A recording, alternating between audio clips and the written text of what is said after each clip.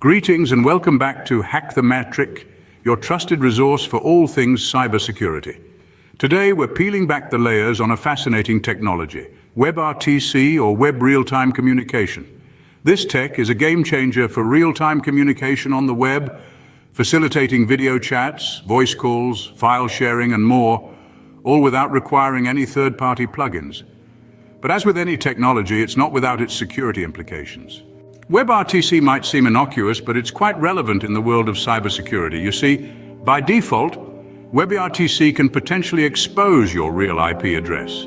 This could be a serious concern for those aiming to maintain online anonymity, but worry not. As we delve deeper into the world of WebRTC, we'll explore how this exposure can occur and what it could mean for your privacy. So how can you secure WebRTC and ensure your online anonymity? There are several approaches to consider, from adjusting your browser settings to employing virtual private networks or specialized browser extensions. Today, we'll walk through these methods, offering you a roadmap to secure anonymous online communication. To bring this theory to life, we'll demonstrate exactly how WebRTC can leak your IP address and how to mitigate this risk. So get your virtual notepads ready, because we're about to dive into the practical side of things.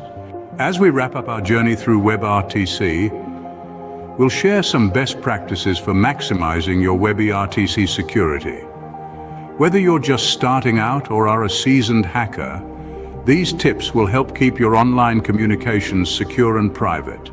And there you have it, a deep dive into the world of WebRTC and its implications for cybersecurity and online anonymity. If you found this content valuable, please give this video a thumbs up, share it with your fellow enthusiasts, and subscribe to stay updated on all things cybersecurity. We always love hearing from you, so if you have a question or a topic you'd like us to cover in a future video, don't hesitate to drop a comment below. Until next time, remember to hack responsibly.